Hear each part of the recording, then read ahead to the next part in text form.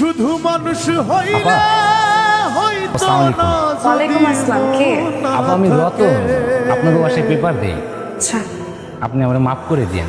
ভালোবাসি বলে ওই দিন আমি আপনার অন্ধ হয়ে গেছি, কষ্ট দিবা মন খারাপ যাকে লাগছে। তাকে। যদি কেউ অন্ধ হইতো তো অনেক খারাপ লাগতো, তাই না? ভাই কইছে যে কারো শুধু মানুষ দুর্বলতা নিয়ে কথা না হইলে বলতে। রবিন ভাই কোথায়? সেটা তো আপা জানি না। আচ্ছা, ওনার সাথে যদি এরপর দেখা হয় তাহলে বলবেন যে আমি ওনার খোঁজ করেছিলাম। আচ্ছা। না থাকে ভালোবাসি বলে তুমি সিফা, আমি রবি। কষ্ট এতদিন কোথায় ছিলে তুমি? তাকে। তোমার লাঠি কোথায়? লাঠি খুঁজতে হবে না, আমি লাঠি ছাড়াই চলতে পারি। ওরে কি হলো? লাভ তোমাকে হইলো দেখতে পাচ্ছি না। কি তুমি দেখতে পাচ্ছ? আমি সব দেখতে পাচ্ছি। কিছুদিন আগে চোখে কর্নিয়া ট্রান্সপ্লান্ট করা হয়েছে। হসপিটালে এডমিট ছিলাম, এই কারণে অনেকদিন পার্কে আসতে পারিনি।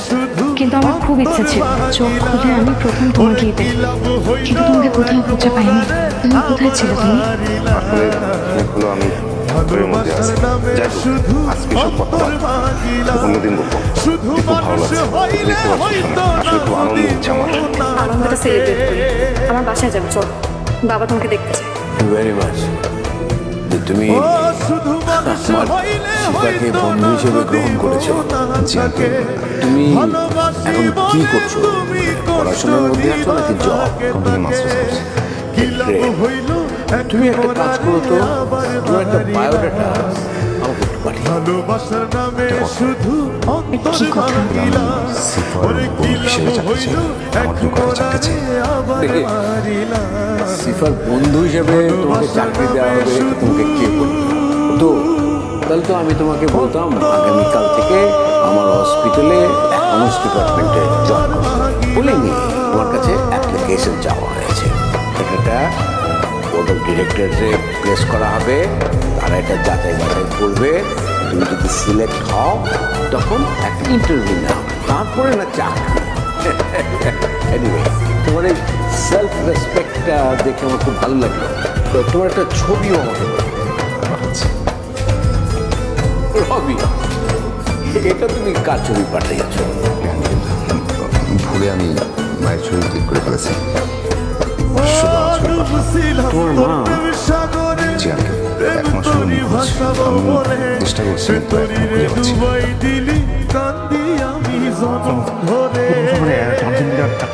আরে এদিকে তো মহা সর্বনাশ হয়ে গেছে।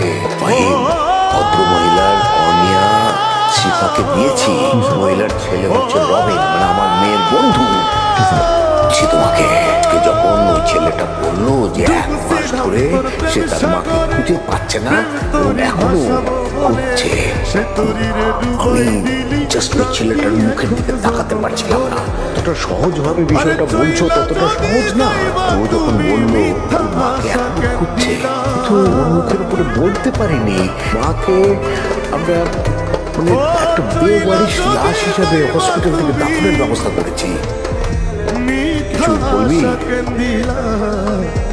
এই রতন ভাই, শুক্রবার আপনার সিফা আপা এখন চোখে দেখতে পারেন। তাতে মামা বাড়ির গল্প করতেছিলেন। আপনি পেপারগুলো সাইরা দিচ্ছি, হোটেলে চাকরি করি। যা, সিফা আপা বড় সাহেবের বইলা আমার দিয়া দিচ্ছে। আমার খুব ভালো লাগছে। ভালো মানুষের কষ্ট বেশি দিন লাগে না। একটা মহিলা রোড অ্যাক্সিডেন্ট তাহলে ধরে হসপিটালে এনে ভর্তি করছে। পর মহিলাটা মারা গেছে। অনেক দিন হয়ে গেছে, খোঁজখবর নেয় না। খোঁজখবর নিল না কেন? তুমি কেন মহিলা চোখ দুটো অনেক সুন্দর ছিল, চোখের নিচে তিল থাকার কারণে আলহামদুলিল্লাহ সিফা আপা একদম সুন্দর মানুষ, একদম সুন্দর মানুষের চোখ পাইছে। চোখের নিচে তিল ছিল? হ্যাঁ, এইখানে দেখেন তো। এই তো সেই মহিলা। একটা ছবি আপনার কাছে কেমন লাগে? ওরে কি লাভ হইল এক মন